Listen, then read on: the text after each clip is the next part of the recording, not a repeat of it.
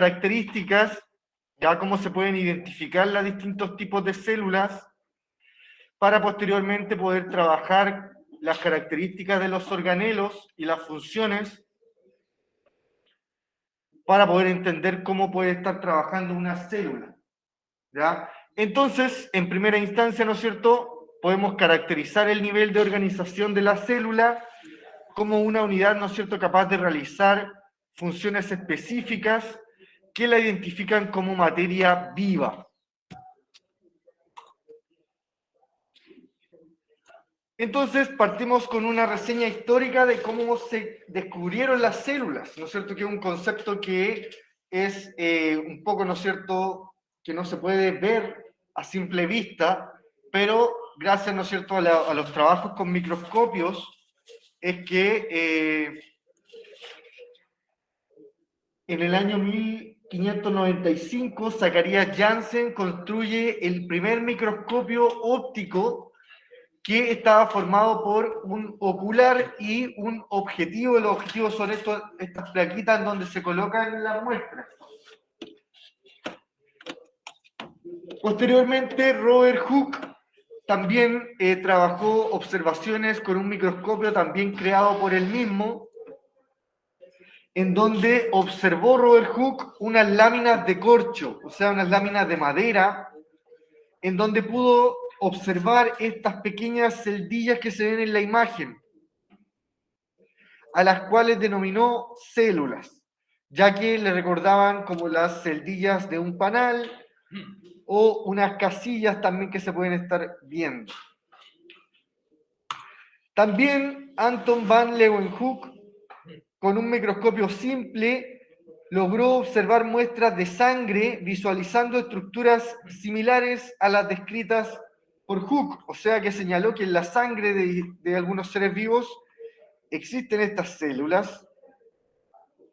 Y también observó en charcos de agua la presencia de microorganismos, a los cuales denominó animáculos, que podrían ser, ¿no es cierto?, bacterias o protozoos que existiesen en esos charcos.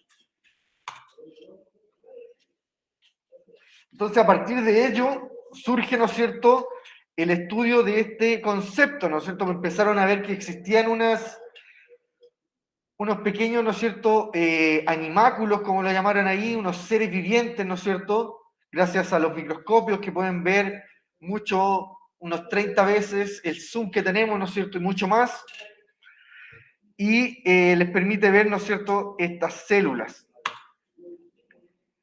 Es por ello que se desarrolla una carrera científica en el descubrimiento, ¿no es cierto?, de la teoría celular. Y acá tenemos quiénes fueron los principales científicos que participaron en la teoría celular. Y tenemos a Matthias Schleiden, que en el año 1800 observó muestras de vegetales a través de microscopios, o sea, de distintos vegetales, de una papa, de un tomate, de un pepino, etcétera, etcétera. Pudo observar cómo tenían distintas células que eran muy parecidas. Por otra parte, Theodor Chan, un año posterior, ¿no es cierto?, al de Matthias Schleiden, observó repetidas veces tejidos de animales y también señaló, por lo tanto, que todos los animales iban a estar formados por células, al igual que Schleiden señaló que todos los vegetales iban a estar formados por células. Finalmente, en el año 1855, Virchow, luego de estudiar el origen de diversas enfermedades, propuso que éstas se debían en primera instancia al mal funcionamiento de unas células y que también señaló que las células solamente provienen de una célula preexistente, que estas son las generadoras de la vida. Entonces, a partir de estos tres grandes científicos, se sentaron las bases de la teoría celular que vamos a señalar a continuación. ¿Qué señalaron estos tres científicos? Que la célula, ¿no es cierto?, va a ser parte fundamental de la vida porque es la unidad morfológica de todos los seres vivos, es decir, que todos los seres vivos están constituidos por una o más células. En el caso, ¿no es cierto?, de las bacterias, son incluso formadas por una sola célula, la cual va a ser capaz de desarrollar, ¿no es cierto?, todas las funciones de un ser vivo. En la clase pasada, ¿no es cierto?, trabajamos los conceptos de ser vivo o, ¿no es cierto?, factor abiótico, ya cuando no son seres vivos. Ya recuerden que los factores bióticos tienen una característica de crecimiento, de desarrollo y de reproducción. Entonces, ya a partir de una célula se pueden estar generando estos procesos. Como lo dice, ¿no es cierto?, en este tercer punto, que lo vamos a volver a leer. En el segundo punto dice que la célula es la unidad fisiológica de los organismos, es decir, es capaz de realizar todos los procesos metabólicos necesarios para permanecer con vida. Es por eso que en los seres vivos, por ejemplo en el cuerpo humano, la célula va a estar formando parte de todo el cuerpo. Vamos a tener células diferentes en el tejido laxo de la piel, vamos a tener células muy distintas en el tejido adiposo debajo de la piel. Luego en la sangre vamos a tener, ¿no es cierto?, células encargadas principalmente del sistema inmune, como son los glóbulos blancos, los glóbulos rojos, los distintos, ¿no es cierto?, fagocitos. Y también tenemos en el tejido óseo, vamos a tener células que van a estar produciendo linfocitos, también tienen que ver con el sistema inmune. En los cartílagos, que son, ¿no es cierto?, estos que nos dan flexibilidad en las manos, las articulaciones, vamos a tener estas células que son diferentes, que van a ser también muy diferentes a las células que tenemos en nuestros ligamentos o músculos. Eso se relaciona, ¿no es cierto?, con que la célula va a estar formando parte de la estructura de los seres vivos y van a tener también diferentes funciones. Y finalmente tenemos que la célula va a ser la unidad y la estructura de origen y de herencia de los seres vivos. Es decir, que toda la célula proviene de una célula anterior por división, ya sea que esa célula se dividió, ¿no es cierto?, a través de mitosis o meiosis, que son las formas en las cuales estas células se dividen, como se pueden reproducir. Entonces acá tenemos, ¿no es cierto?, que las células van a tener algo muy importante en su interior, que va a ser el ADN, el cual, ¿no es cierto?, al reproducirse van a estar manteniendo las características, ¿ya? Cuando sea una división idéntica van a tener el mismo ADN, y si es una mezcla con otra célula se van a generar una distribución de ADN diferente.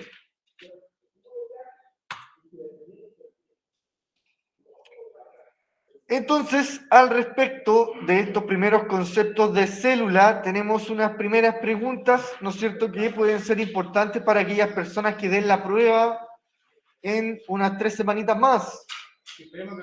Ya, esperemos que manden sus preguntas esenciales y así no tengan que dar la prueba, porque esta semana tiene 5, o sea, esta prueba tiene 5 semanas, por lo tanto va a tener alrededor de unas 15 preguntas, va a ser más difícil, así que les recomiendo no llegar a esa instancia. Entonces, vamos a estar revisando estas preguntas que son, ¿no es cierto?, de trabajo complementario a esto que revisamos recién. Van a tener unos minutitos para poder leerlas y tratar de responderlas y las revisamos en un momentito.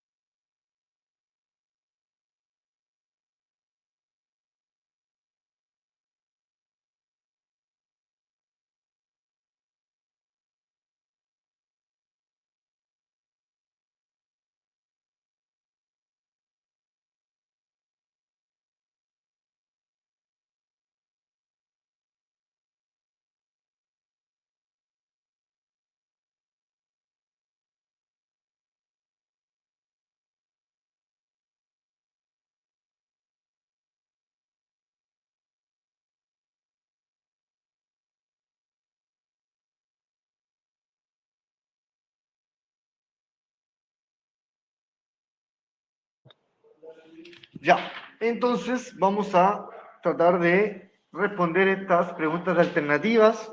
Ya, por lo menos vamos a hacer las primeras dos. Y dice, según los postulados de la teoría celular, es correcto señalar o decir que todos los seres vivos están constituidos por una o más células. Sí, ¿no es cierto? Número dos, la célula es capaz de realizar todos los procesos metabólicos necesarios para permanecer con vida. También es correcto. Y número tres, toda la célula proviene por división de otra célula y solo pueden surgir a partir de otras existentes. ¿Ya? Y eso, ¿no es cierto?, es casi lo mismo que veníamos señalando acá, cuáles son los conceptos principales de la teoría celular. Por lo tanto, serían las tres correctas.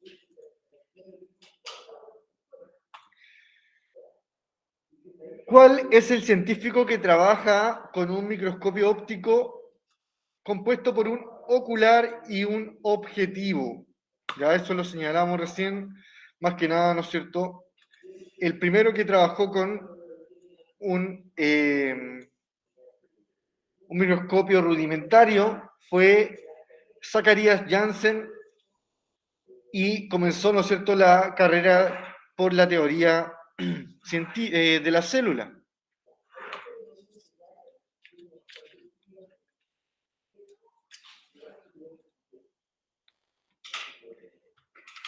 Y la número 3, Rudolf Virchow, luego de estudiar el origen de diversas enfermedades, ¿qué es lo que señala aquí Rudolf Virchow? ¿Ya?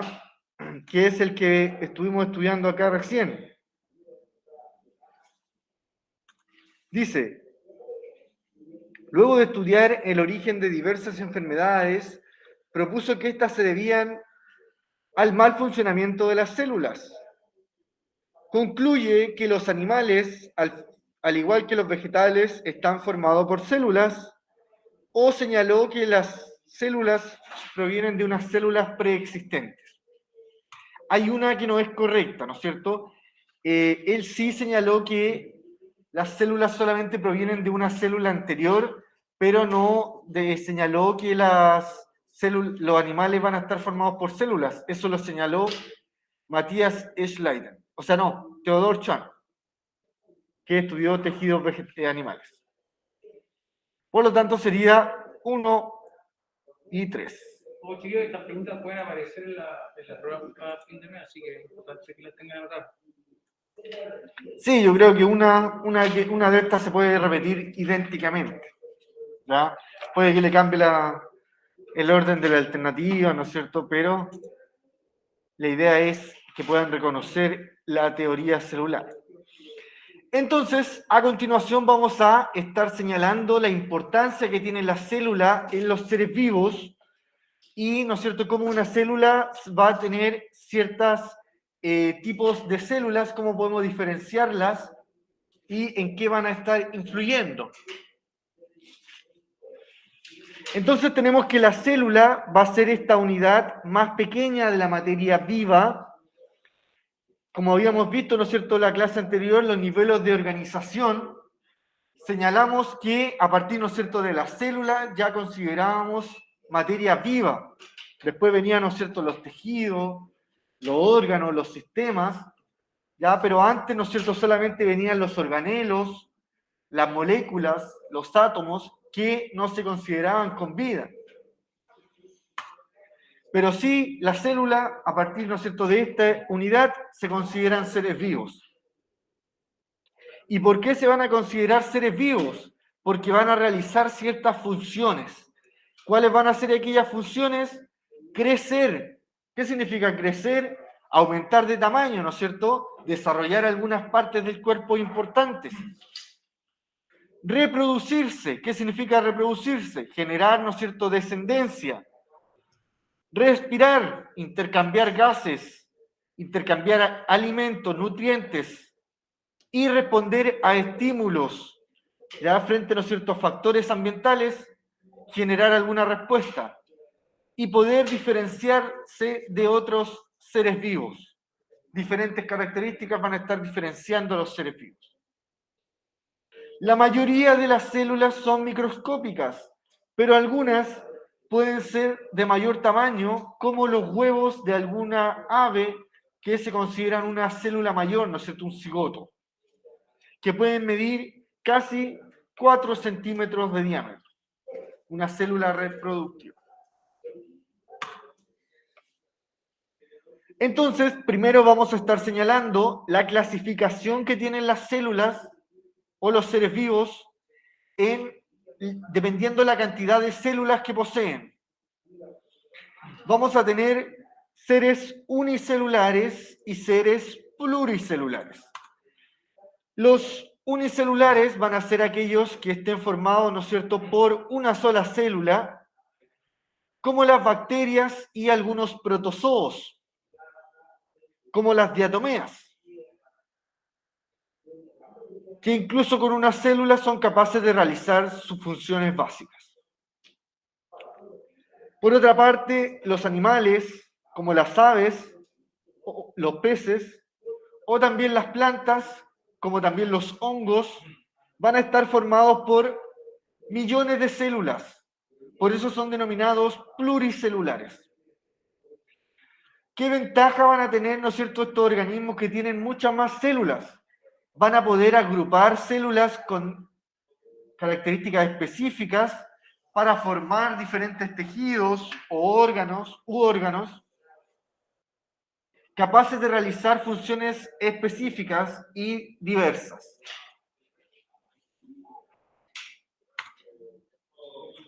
Entonces, acá también hay algunas preguntas complementarias importantes, ¿no es cierto?, de lo que acabamos de hablar. ¿Cuál es la importancia de la célula, ¿no es cierto?, en la unidad de la materia viva más pequeña, capaz de realizar, ¿no es cierto?, las funciones de los seres vivos. Y la dos, ¿no es cierto?, ¿qué implican las diferencias entre un organismo unicelular o pluricelular? Y principalmente acá tenemos que destacar que los organismos pluricelulares tienen la característica de poder formar tejidos, órganos, en donde van a poder realizar funciones más diversas y con mayor, ¿no es cierto?, amplitud.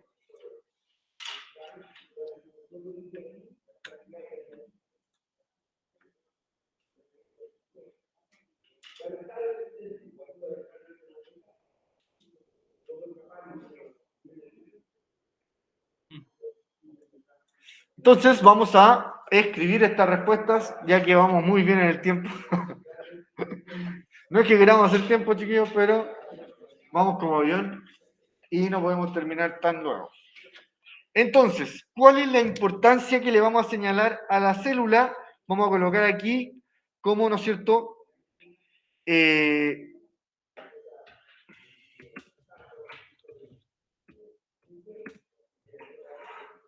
su importancia radica en ser la unidad de la materia viva.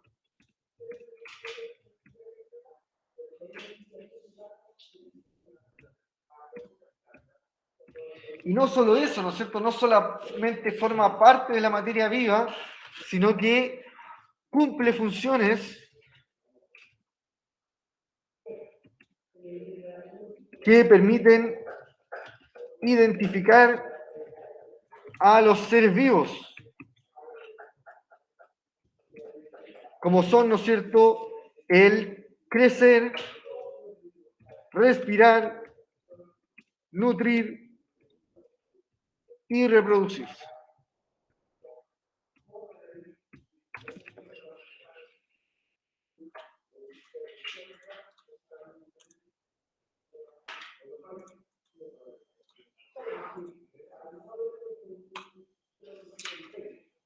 Y en la número 2, que dice, ¿no es cierto?, a partir de las diferencias que existen entre organismos unicelulares y pluricelulares, ¿qué implican estas diferencias?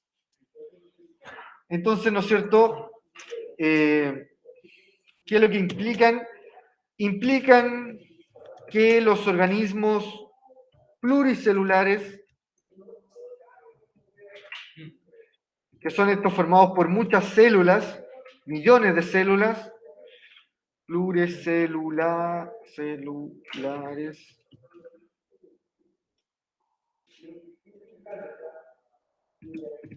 Al ser formados por millones de células, son capaces, ¿no es cierto?, de agrupar células en distintos tejidos o sistemas,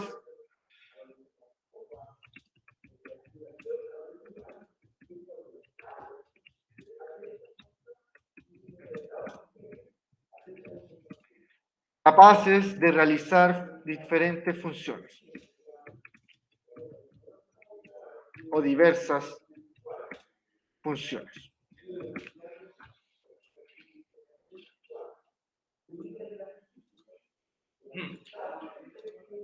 Ya eso es lo importante que vimos recién, ¿no es cierto? Señalamos cuál es la importancia de la célula, ¿no es cierto? Cuáles son sus principales funciones y también estuvimos señalando las principales diferencias entre organismos unicelulares y pluricelulares. Además, las células, ¿no es cierto? Además de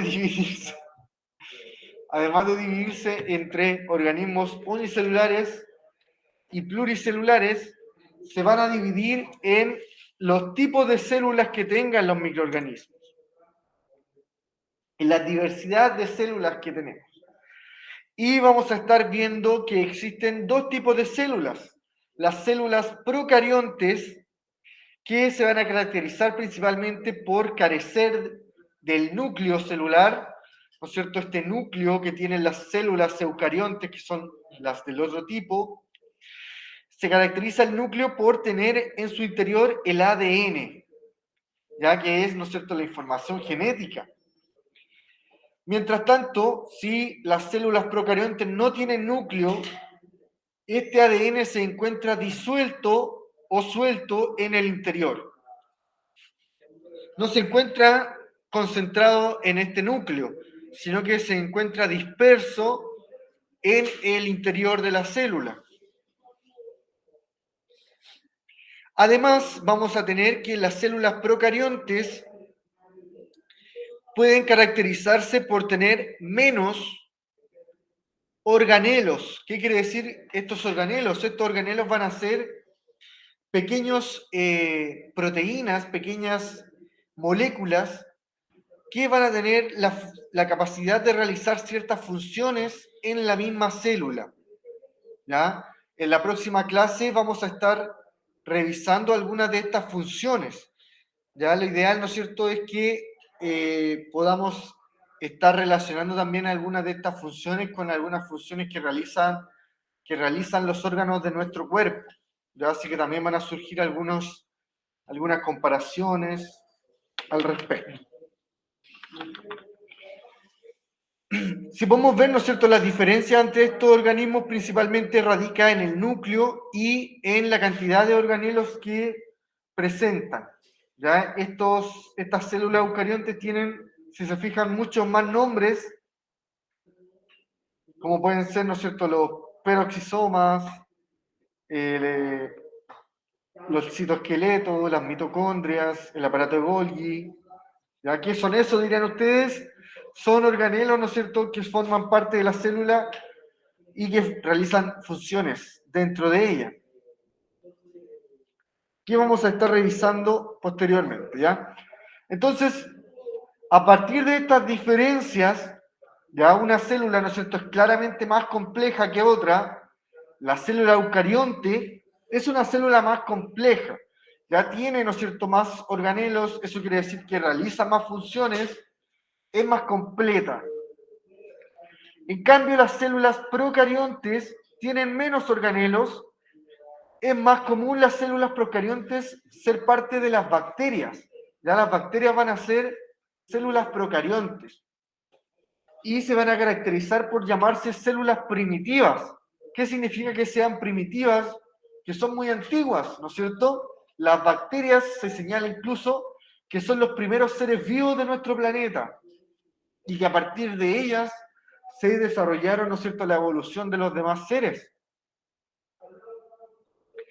Pero, ¿no es cierto?, señalan, o sus características lo demuestran, que son células simples, que no tienen tanta complejidad con organelos y que solamente, ¿no es cierto?, van a ser formadas principalmente por una célula, la cual, ¿no es cierto?, simplemente va a realizar las funciones básicas de un ser vivo. Bueno, entonces tenemos que, a continuación, un cuadro que compara las características de las células que acabamos de revisar. Tenemos señalado en este cuadro que las células procariontes, estas, ¿no es cierto?, de acá, no poseen carioteca. ¿Qué quiere decir eso? Que no poseen núcleo, no poseen una membrana nuclear. Por el contrario, las células eucariontes sí poseen ese núcleo, esa carioteca, también llamada. La carioteca se denomina como una membrana. Ya nuestra piel también se llama carioteca. El material genético en las células procariontes, si no tiene núcleo, por lo tanto va a estar libre en el centro de la célula. Mientras tanto, las células eucariontes se encuentra dentro del núcleo este material genético, el ADN, que es, ¿no es cierto?, el centro de operación de la célula.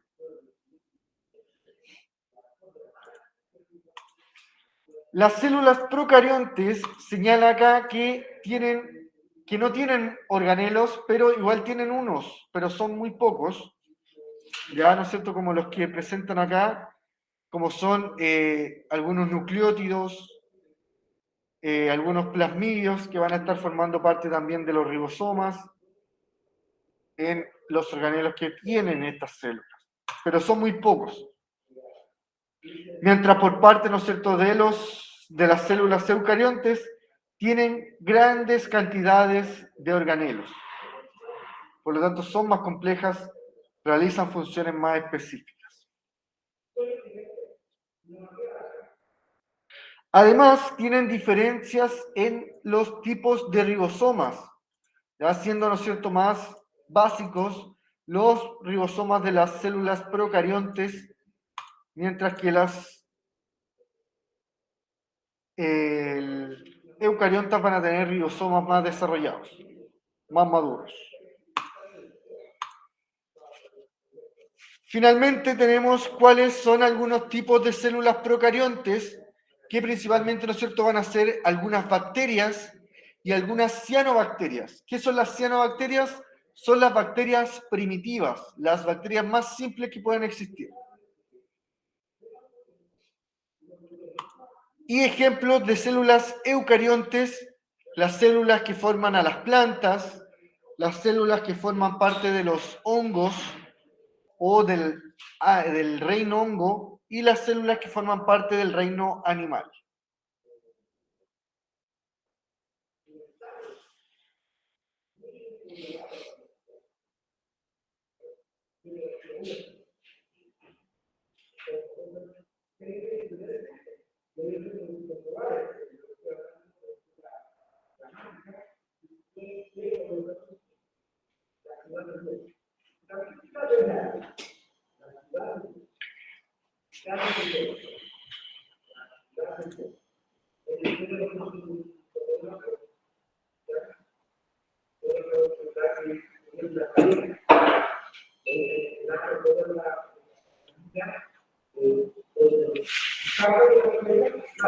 Ya, entonces, para cerrar, ¿no es cierto?, esta parte de la comparación de células procariontes y células eucariontes, sobre todo, ¿no es cierto?, si nos centramos en los ejemplos que aparecen al final, tenemos que las células procariontes van a estar formando parte de organismos simples.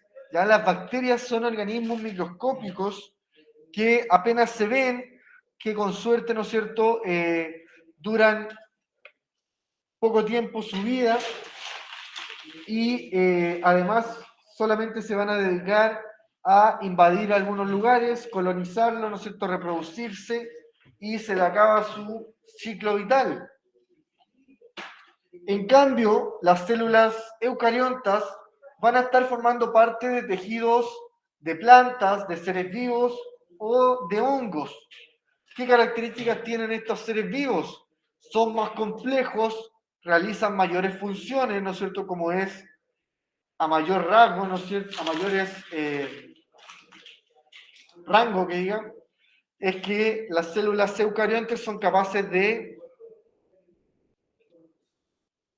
crecer, ¿no es cierto?, aumentar de tamaño, pero no en un corto tiempo, sino que nosotros, ¿no es cierto?, los humanos, en 200 años, no hay 80 años, ¿no es cierto?, algunos otros animales, en 10 años, los árboles pueden ser algunos milenarios, otros durar menos tiempo, ya, y eso, ¿no es cierto?, quiere estar señalando que estas células son más complejas, realizan funciones más específicas y por una mayor duración en el tiempo. Es por eso, ¿no es cierto?, que vamos a tener unas células más simples y otras más complejas.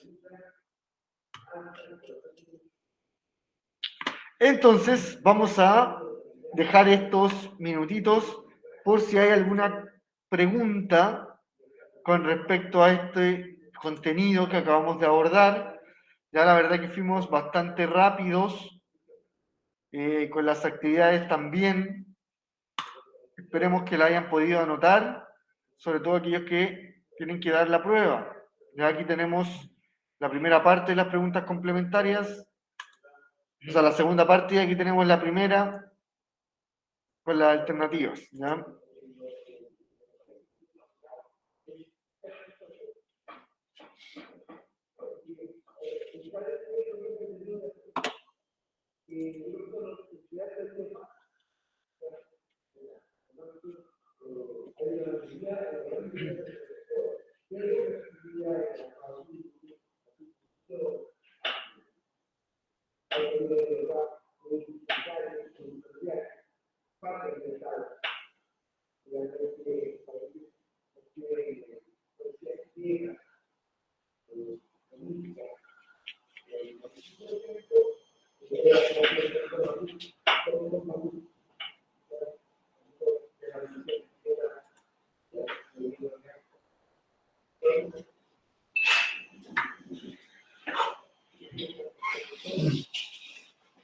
No hay duda, parece.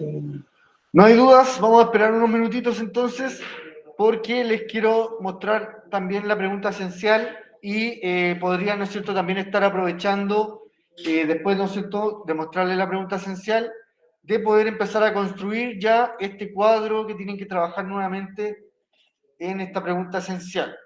¿Ya? Vamos a pasar a mostrárselas para poder explicarla un poquito. Ya no van a poder trabajarla toda, pero pueden, ¿no es cierto?, comenzar a trabajarla, pero ya la próxima clase van a poder terminarla. ¿Ya? Entonces, en la pregunta esencial de esta semana, tienen que hacer un cuadro comparativo, ya muy parecido a lo que trabajaron la clase pasada, pero ahora vamos a estar comparando las características de los dos tipos de células que vamos a hablar la próxima clase, que son las células animales, o sea, las células que forman parte de los diferentes animales.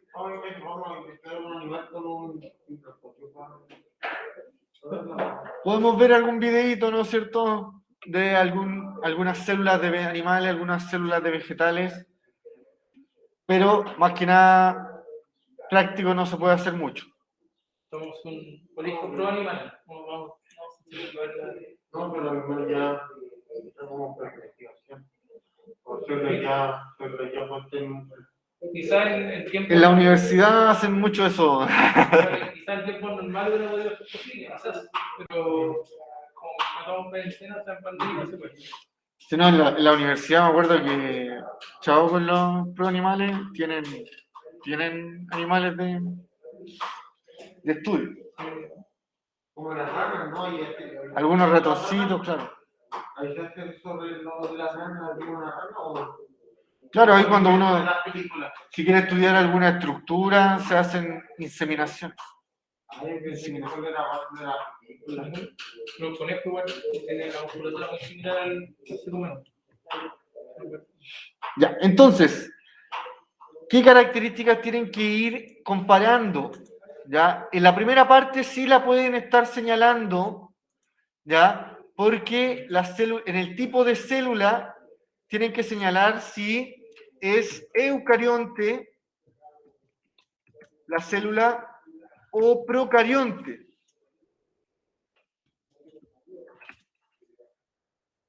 Y ese concepto sí los acabamos de revisar, ¿no es cierto?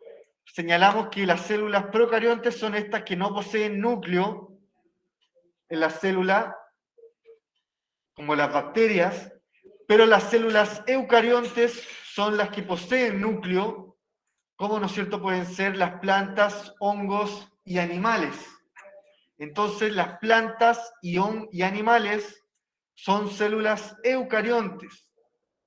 ¿Ya? Entonces, ¿qué tipo de células serían? La misma que la del humano. Claro, ¿no es cierto? Ambas. A eso se refiere la primera parte. En la segunda parte tiene que ver mucho con la primera. Ya están relacionadas. Vamos a cambiar ahí de color. Dice, organización del material genético.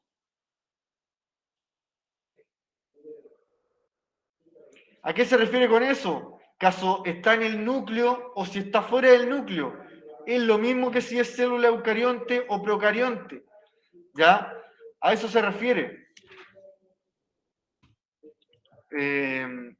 Dentro o fuera del núcleo.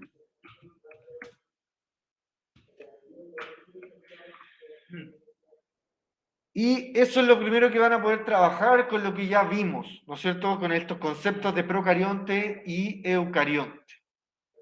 ¿Ya? Ahí tenemos, ¿no es cierto?, un adelanto de la próxima clase. Ya las células animales van a tener ciertos organelos y van a estar formadas por un núcleo. Las células vegetales también van a tener un núcleo y van a tener ciertos organelos diferentes. ¿Ya? Eso es lo que tenemos que diferenciar también. ¿Ya? ¿Cuáles son los organelos que presentan diferencias? ¿Ya? Aquí vamos a ponerle también cuáles son los principales, ¿no es cierto?, cuáles son los diferentes.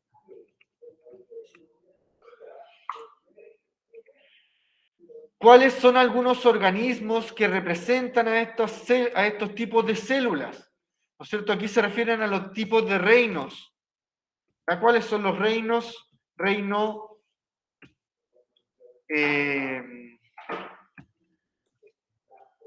el reino, ¿no es cierto?, de las bacterias,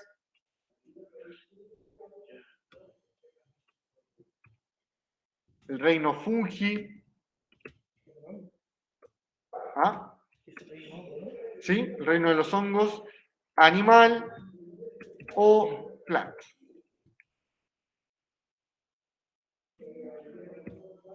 A eso se refiere, ¿no es cierto? ¿Cuáles son los organismos representativos?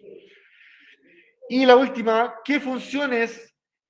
Es una pregunta que también la vamos a ver en la próxima clase. Dice, ¿qué funciones le permiten a las células vegetales cumplir estos organelos diferentes que van a tener? ¿Ya? A diferencia de las células animales, ¿qué características van a tener las plantas como unas funciones características de ellas? ¿Ya? Entonces, chiquillos, les vamos a dar estos minutitos, que son 10, para que puedan trabajar este cuadro, para que lo empiecen a hacer ya en su hojita